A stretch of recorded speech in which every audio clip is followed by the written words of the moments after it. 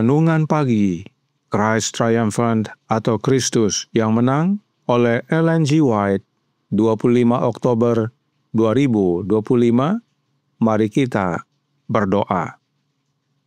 Bapa kami yang di sorga, Allah pencipta langit dan bumi, laut dan segala isinya, Allah yang maha besar, maha kuasa, satu-satunya Allah yang benar, yang kami sembah selalu melalui anak-Mu yang tunggal, Yesus Kristus.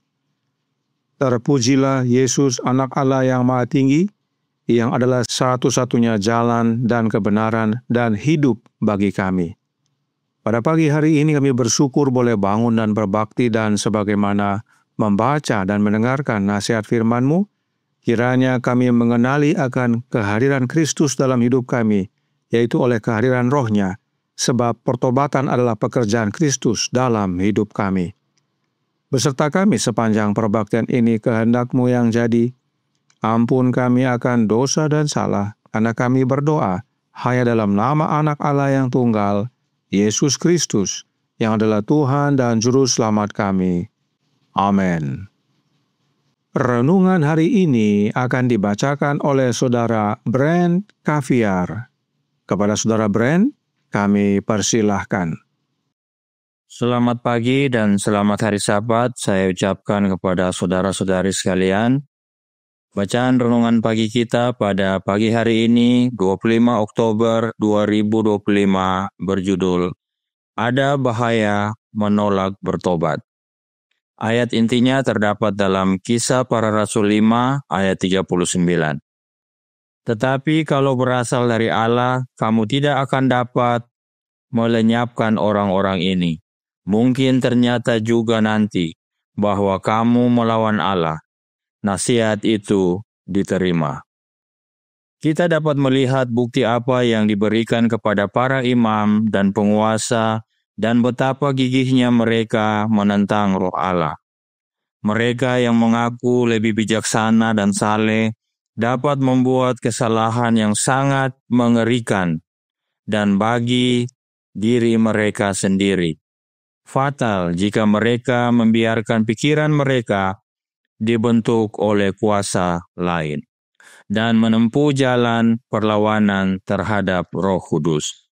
Tuhan Yesus yang mewakili oleh Roh Kudus hadir di hadapan jemaat itu, para imam yang mengadili para rasul. Tetapi mereka tidak mengenalinya. Untuk sesaat mereka merasakan keyakinan Roh bahwa Yesus adalah anak Allah. Tetapi mereka menekan hati nurani mereka dan menjadi lebih buta dan lebih keras daripada sebelumnya. Bahkan setelah mereka menyalibkan Sang Juru Selamat, Allah dalam belas kasihan-Nya telah mengutus mereka panggilan lain untuk bertobat. Bahkan dalam tuduhan mengerikan yang dilayangkan para rasul kepada mereka, bahwa mereka telah membunuh Raja Kehidupan.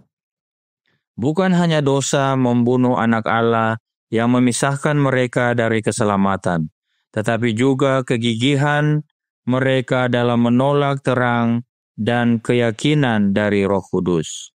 Roh yang bekerja dalam diri anak-anak durhaka bekerja di dalam mereka, menuntun mereka untuk menganiaya orang-orang yang melaluinya Allah memberikan kesaksian kepada mereka. Kejahatan pemberontakan muncul kembali dan semakin intensif dalam setiap tindakan perlawanan terhadap hamba-hamba Allah dan pesan yang telah Dia berikan kepada mereka untuk disampaikan. Setiap tindakan perlawanan membuat mereka semakin sulit untuk menyerah. Sebagai pemimpin umat, para imam dan penguasa merasa berkewajiban untuk mempertahankan jalan yang telah mereka ambil. Mereka harus membuktikan bahwa mereka benar. Setelah berkomitmen menentang Kristus, setiap tindakan perlawanan menjadi sungguh-sungguh untuk tetap teguh di jalan yang sama. Peristiwa-peristiwa dalam karir perlawanan mereka di masa lalu bagaikan harta berharga yang harus dijaga dengan seksama, dan kebencian serta kedengkian yang mengilhami tindakan-tindakan tersebut ditujukan kepada para rasul. Roh Allah menyatakan kehadirannya kepada mereka yang terlepas dari rasa takut atau simpati umum, menyatakan kebenaran yang telah dipercayakan kepada mereka. Di bawah demonstrasi kuasa Roh Kudus, orang-orang Yahudi menyadari kesalahan mereka karena menolak bukti yang telah Allah kirimkan. Tetapi mereka tidak mau menyerah dalam perlawanan mereka yang jahat. Keteguhan hati mereka semakin menjadi-jadi dan mengakibatkan kehancuran jiwa mereka. Bukannya mereka tidak bisa menyerah, tetapi mereka bisa dan tidak mau menyerah. Letter 38 tahun 1896. Demikian bacaan renungan pagi kita pada hari Sabat ini. Kiranya Tuhan memberkati. Terima kasih atas penata-layanan Saudara Brand. Tuhan Yesus memberkati. Selamat pagi saudaraku dalam Tuhan. Selamat Sabat. Jadi, waktu Petrus dan para rasul dihadapkan pada imam besar serta para pengikutnya dalam sebuah sidang, Yesus ada hadir bersama mereka. Renungan hari ini berkata dalam Christ Triumphant halaman 305 paragraf 2. Tuhan Yesus yang diwakili oleh Roh Kudus hadir di hadapan jemaat itu, para imam yang mengadili para rasul. Tetapi mereka, yaitu para imam, tidak mengenalinya. Apakah Yesus hadir diwakili oknum lain yang disebut Roh Kudus? Tentu tidak. Kenapa? Sebab dalam suratnya nomor 18 tahun 1895 paragraf 12 berkata, Roh Kudus adalah Roh Kristus, itu adalah wakilnya. Inilah agen ilahi yang membawa keyakinan ke dalam hati. Jadi, Roh Kudus yang hadir dalam sidang tersebut adalah Rohnya Kristus itu sendiri. Sebab Yesus hadir bukan lagi secara fisik, namun oleh kehadiran Rohnya. Mengapa ini penting sekali kita pahami? Sebab dalam The Review and Herald tanggal 1 April tahun 1860 paragraf 3 dikatakan, pertobatan adalah karunia Kristus sama seperti pengampunan, dan pertobatan tidak dapat ditemukan di dalam hati di mana Yesus belum bekerja. Kita tidak dapat bertobat tanpa Roh Kristus yang membangkitkan hati nurani, sama seperti kita tidak dapat diampuni tanpa Kristus. Jadi, pertobatan adalah pekerjaan Roh Kristus dalam hati kita. Roh Kristus hadir dalam persidangan itu, tetapi para pemimpin orang Yahudi tidak mengenalinya. Nah, yang menarik, renungan hari ini berkata dalam Christ Triumphant halaman 305 paragraf 2. Untuk sesaat mereka merasakan keyakinan roh bahwa Yesus adalah anak Allah, tetapi mereka menekan hati nurani mereka dan menjadi lebih buta dan lebih keras daripada sebelumnya. Jadi, Meskipun tidak mengenali kehadiran Yesus, tapi para imam dan para penguasa sempat merasakan pekerjaan Roh Kristus, khususnya tentang Yesus adalah anak Allah, tetapi mereka tolak bahkan lebih keras dari sebelumnya. Pekerjaan Yesus oleh kehadiran Roh-Nya menarik mereka kepada pertobatan, tetapi mereka tolak. Renungan hari ini tambahkan dalam paragraf 3 yang berkata, bukan hanya dosa membunuh anak Allah yang memisahkan mereka dari keselamatan, tetapi juga kegigihan mereka dalam menolak terang dan keyakinan dari Roh Kudus. Penolakan para imam dan para penguasa kepada pekerjaan Roh Kudus, yaitu Roh-Nya Kristus, sangat gigih. Mereka menolak untuk bertobat. Mereka masih ada kesempatan untuk bertobat, tapi dengan gigih menolak pekerjaan Kristus dalam hati mereka.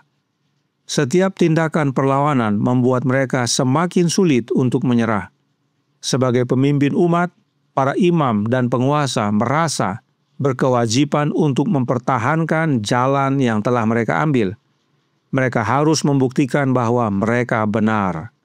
Setelah berkomitmen menentang Kristus, setiap tindakan perlawanan menjadi sungguh-sungguh untuk tetap teguh di jalan yang sama. Dan ini masih terjadi dalam Israel rohani.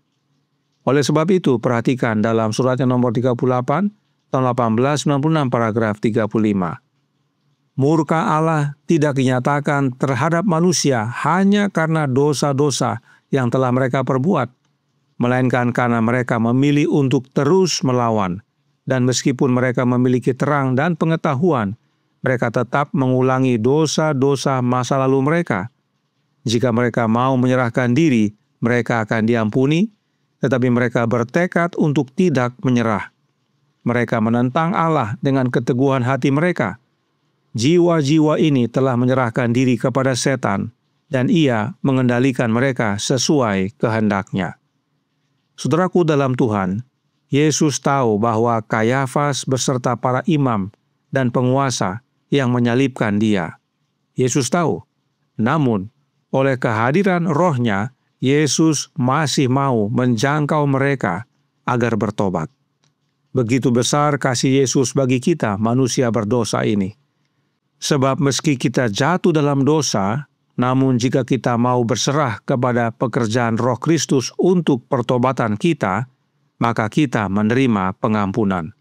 Tapi, bila kita jatuh dalam dosa dan tetap menolak pekerjaan Yesus, maka itulah dosa yang tidak dapat diampuni. Bahaya karena akan binasa. Seperti di zaman Nuh serta zaman Sodom dan Gomora. Sebab itu Roh Nubuat mengamarkan dalam suratnya nomor 38, tahun 1896, paragraf 36. Mereka yang menolak untuk berubah oleh menerima Kristus tidak menemukan sesuatu pun yang dapat mengubah hidup dalam dosa. Pikiran mereka telah ditetapkan untuk membawa roh pemberontakan, dan mereka tidak akan pernah dipaksa untuk berserah. Inilah bahaya yang disampaikan oleh renungan pagi hari ini. Kiranya ini menjadi amaran bagi kita semua, agar kita mau menerima pekerjaan Roh Kristus dalam hati kita, agar kita mau berserah akan pekerjaan Yesus dalam hidup ini, bertobat dan menerima pengampunan. Tuhan memberkati, saya bawa dalam nama Yesus. Amin. Mari kita berdoa. Bapa kami yang di sorga, Allah pencipta langit dan bumi, laut dan segala isinya, Allah yang maha besar, maha kuasa, sumber segalanya, yang kami sembah selalu melalui anak-Mu yang tunggal, Yesus Kristus.